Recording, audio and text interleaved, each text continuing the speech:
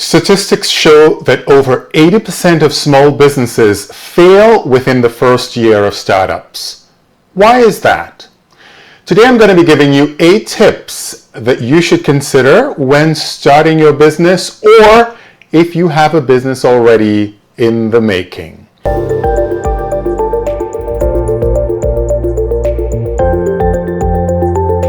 Hello, I'm Michael Robinson, host of the Michael S. Robinson Show every day on Microbin Radio.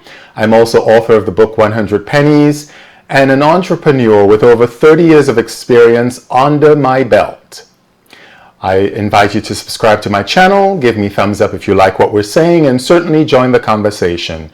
We always welcome feedback and comments, and participation is vital to sharing the knowledge that we have for you today. So, I've been an entrepreneur for over 30 years. I started my first business out of the living room of my home in Brooklyn. And within 6 months, I moved to my first commercial space on Wall Street. My business was a staffing firm that I owned and operated for over 25 years successfully. But the challenges were many, and there were many occasions where we could have failed. But there are 8 strategies that I've implemented time and again that have been tried and true from inception to the time when I sold my business. Number 1, passion. Passion is one of the things that really ignites the idea that you have for your business. Whether you're thinking of a product that you want to be selling or inventing, or a service that you're thinking of implementing, you've got to have some passion behind that. If you don't have passion for it and you're just doing it because you want to make some money, it's not going to succeed. So your passion is sort of the fuel that ignites the idea that you have. Number 2, research. Research is so important because it gives you the nuts and bolts as to what is happening in the economy, what's happening in the market in regards to the product you're thinking of selling or service you're thinking of implementing. How is it being done? Is there somebody else doing it or doing something like it? And if so, how are they doing it? Where should you be located?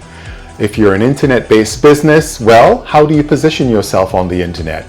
If you're going to be a brick and mortar business, where exactly should you be located? So research is important, and the only way to do that is to get out there and actually follow the breadcrumbs. See where the competition is, see what they're doing in the marketplace, and how you can pivot on that and make what you do better than what they're doing or what they're offering. So that's why research is so crucial. I'll have an entire video on research, in fact, on all of these items in the future. The third is to create a plan. Plan. A plan is basically your GPS or your roadmap to its success. The plan basically outlines what it is you're thinking of starting, how you're thinking of starting it, where you're thinking of starting it, how much money you need to have to start it, what the cost that you would be charging for this product would be, and how it is compared to what the competition is offering. The plan is strategic. It's talking about a 1-year plan, a 2-year plan, a 5-year plan. It's talking about your financial needs, right? Where are you going to be getting this money from? How are you going to be funding it? What is the break-even point of your business model? When you start making a profit, that's when the break-even point meets the maximum and exceeds, right? So the plan is basically your GPS to success. And I'm going to give you a fully clear roadmap of a business plan that I have used time and time and again in my businesses over the years that have worked for me, tried and true. Number 4, you gotta set goals. You gotta set timelines, and you have to set benchmarks for yourself, because you're the boss in this whole arena. You don't have a boss working for you, looking over your shoulder, making sure that you're crossing the T's and dotting the I's. You're the one solely responsible for this whole ship moving. So you have to set timelines, benchmarks. Benchmarks allow you to feel whether you're succeeding in your aspirations, to feel whether you're actually moving in the direction that you have envisioned for yourself. So certainly setting goals in that respect is important. Being able to set goals in terms of when you launch your business, in terms of where you see yourself in 1 year's time or 2 years' time. It's part of your business plan, but it's outside of your business plan as well. Because the benchmarks portion of this, it's kind of like a barometer to tell whether you're going in the right direction, whether you should tweak a couple of things or maybe steer the ship in a different, curve along the way, because that's a possibility that we'll talk about as well. The idea to be flexible, and that is number 5, flexibility.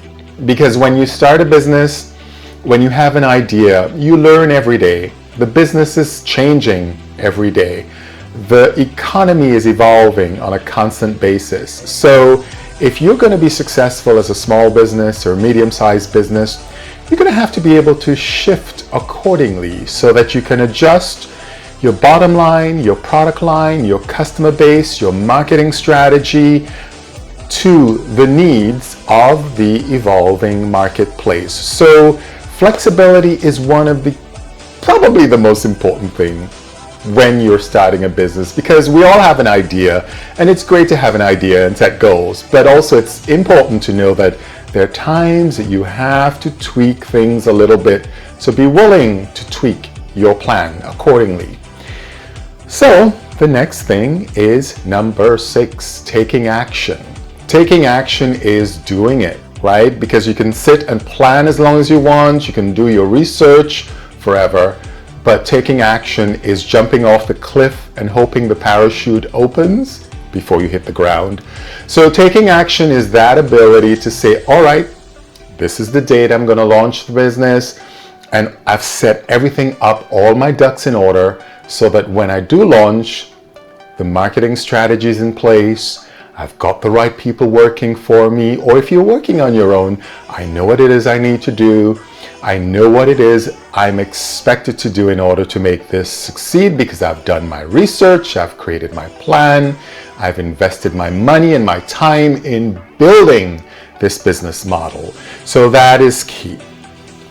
Number 7, and I say this because it is so important to hire diversity in talent. And what I mean by this, don't hire people who think like you, who have the same knowledge as you do. Hire people who have ideas that are different from yours. Hire people who have talent, who bring a certain richness to your company, because your company will succeed based on diversity, based on inclusion, based on ideas that are different from yours. Because it's wonderful to be the titular head of a company and have an idea, but it's also important to have people who has a different perspective, right? Who have a different view on what it is you're doing, and bring that knowledge to the table and feel welcome to voice their opinion and their knowledge, knowing that it wouldn't be shot down or turned around or made to look like a fool. So that's important. Think about making sure you have a diversity of people working in your company that bring those rich ideas in and increase the value of what you're doing. And one of the most important things that I think about every day in my life, not just as an entrepreneur, but just in general, is the 8th point I want to bring to you. And that is one of empowerment. And empowerment is kind of like an overused word, but it's a very important word, because I can tell you as an entrepreneur, you're going to have days that are going to be rich and rewarding and amazing, and you're going to have days that literally suck. So you're going to have to drag through those days.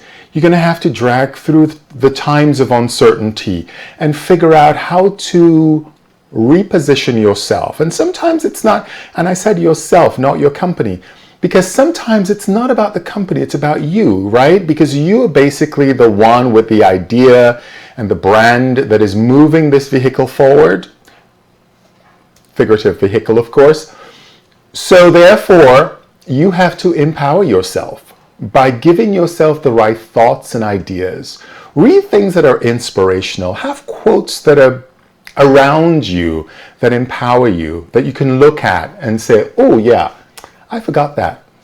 That makes me feel good. So have things, quotes, poems, whether it's a scripture lesson from the Bible, if that's what you so choose, or the Quran, or whatever book it might be that you have. Take little excerpts and put it on the wall, put it on your computer, put it on your refrigerator so that you can see them on a regular basis. Because believe me, staying empowered means staying focused, means making sure your ship is actually going in the right direction. So I wish you luck, much success to you. Give me comments about what you think. Let me know what you're doing that is not working, or if you have other ideas that have worked for you that you want to share with our audience. Don't forget to subscribe to the channel. Give me a thumbs up if you like what we're saying, and certainly questions and comments are always welcomed. I'm Michael Robinson. Remember, this is your time. Use it wisely.